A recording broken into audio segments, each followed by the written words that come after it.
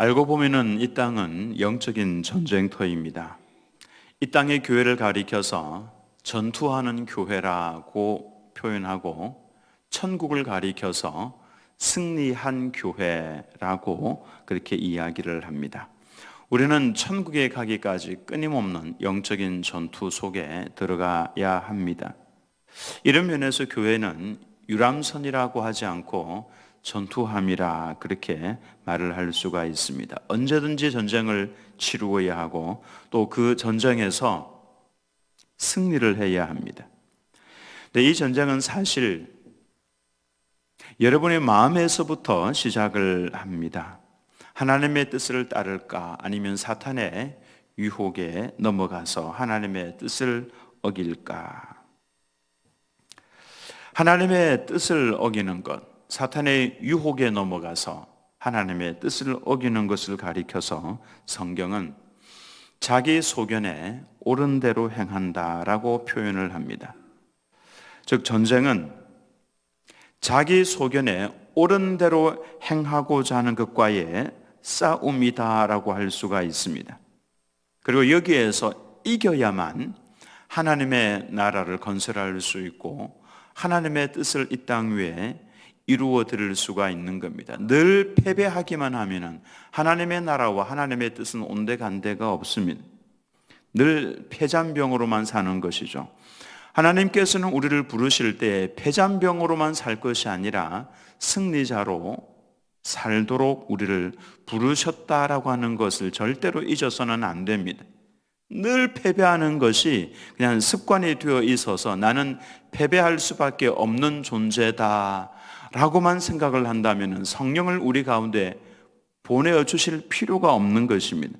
그래서 생각을 바꾸셔야 합니다. 한번 따라서 하겠습니다. 내게 능력 주시는 자 안에서 내가 이길 수 있느니라. 이 의식을 가져야 하는데 자꾸만 패배하는 의식을 주입시키고 또 그걸 암송하고 그게 내 삶이라고 착각을 하고 있는 성도가 너무 많습니다. 그렇지 않습니다. 하나님께서는 승리하도록 하기 위해서 성령을 내게 부어주셨다라고 하는 것입니다. 반란군과의 전쟁에서 승리를 하고 이제 왕궁으로 복귀하기 위해서 요단강을 건널 그때에 그 자리에는 북이스라엘의 절반과 남쪽 유다의 모든 백성들이 다 모였죠. 엄청난 숫자였습니다. 요단강을 왕이 건너왔을 때에 기뻐하고 즐거워하고 함께 춤을 추면서 예루살렘으로 올라오기만 하면 얼마나 좋았겠습니까마는 이 둘 사이에 다툼이 있었습니다. 왜 유다 사람 너희들은 왕을 모시러 갈 때에 우리들에게 연락하지 아니하였느냐? 우리는 왕에게 10개 지분을 가지고 있는 그러한 지파들인데 너희는 숫자가 더 적으면서 왜 너희끼리 의논을 했느냐? 이렇게 따져 물으니까 유다 백성들은 우리가 남이가 왕은 우리의 골육지친이라. 유다 사람의 말이 더 강경하여서 이스라엘 백성을 북이스라엘 사람들을 이겼다라고 말씀을 하죠. 자연스럽게 이 둘 사이에 금이 갔습니다. 말조심을 좀 해야 하는데 서로 다투고 싸웠습니다. 이 일로 인해서 오늘 1절 말씀이 나온 겁니다. 1절 말씀을 보면 마침 거기에 이렇게 다투고 싸우고 있는 바로 그 자리에 불량배 하나가 있으니 그의 이름은 세바인데 베냐민 사람 비그리의 아들이었더라. 그가 나팔을 불며 이르되 우리는 다윗과 나눌 분깃이 없으며 이세 아들에게서 받을 유산이 우리에게 없도다. 이스라엘아 각각 장막으로 돌아가라 하며 각자 우리가 있는 곳으로 돌아가자. 다윗 왕이라 그러지 않죠. 이세 아들에게서 받을 유산이 없도다. 굉장히 다윗을 무시하는 표현을 하고 있습니다. 이 불량배라고 하는 이 단어는 히브리어로 벤 벨리야알이라고 하는 단어입니다.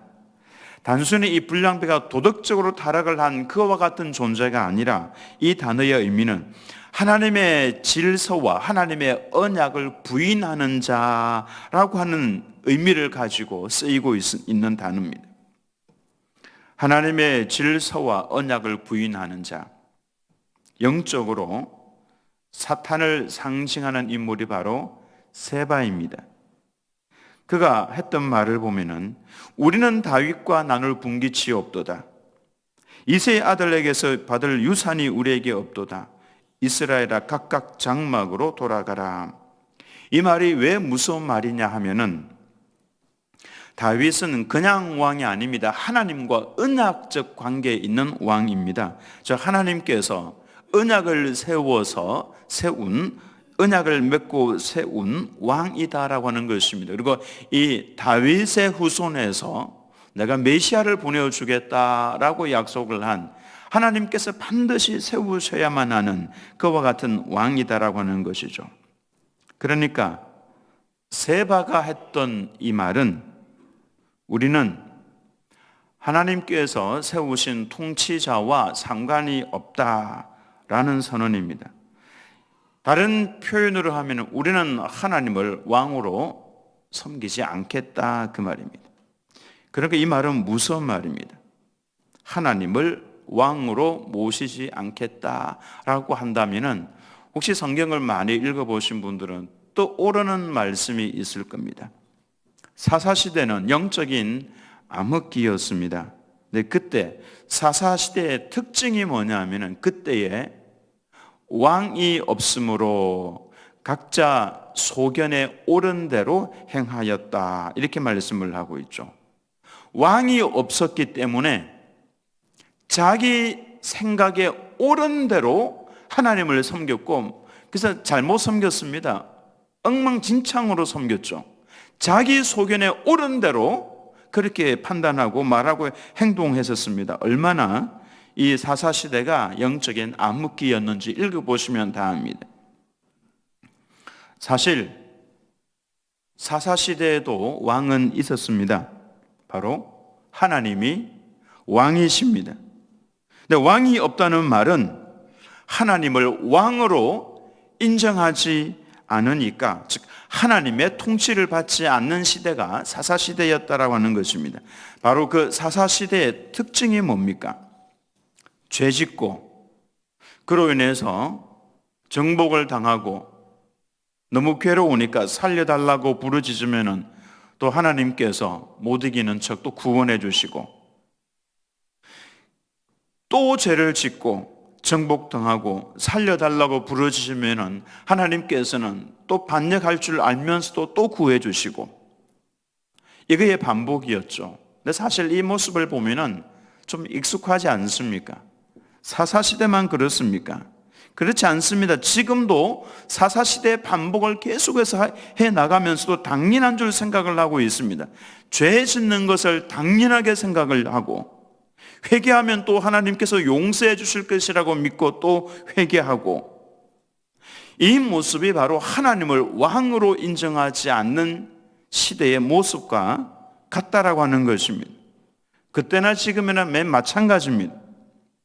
사사시대 성도가 하나님을 왕으로 인정을 하지 않으니까 실패하고 또 회개하고 또 실패하고 회개하고, 이게 반복하는 것 아닙니까? 딱 그 모습이 오늘날 폐잔병의 의식을 가지고 있는 성도의 모습과 똑같습니다. 이제 나는 교회 문을 나가면은 또 실패할 수밖에 없는 존재야. 또 돌아와서 또 회개하고. 사사시대와 무슨 차이가 있습니까? 신기하게도 하나님을 왕으로 모시고 살지 않는 그 삶이 매력이 있습니다. 그래서 많은 사람이 그와 같은 부류 속에 들어갑니다.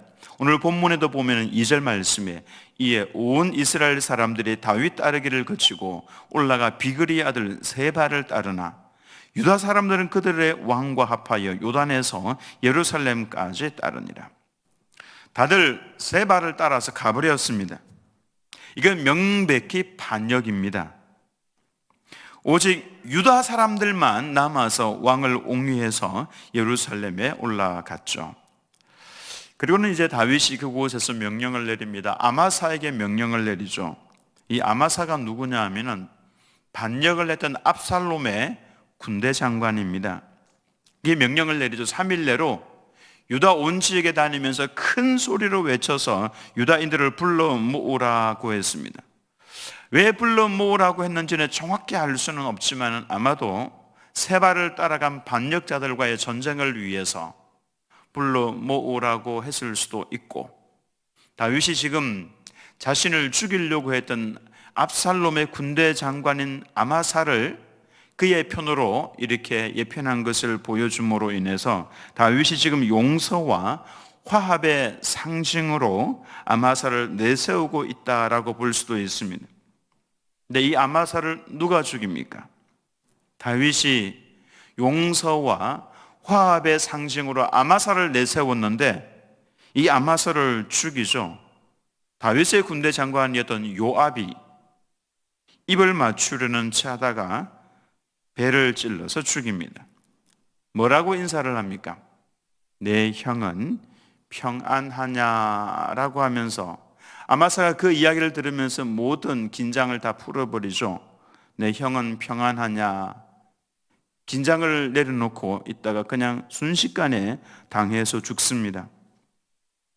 근데 요압이 아마사에게 형이라 불렀죠. 그것도 내 형이라 불렀습니다. 그런데 실제로 요압과 아마사는 형제지간입니다. 사촌 형입니다. 아마사가.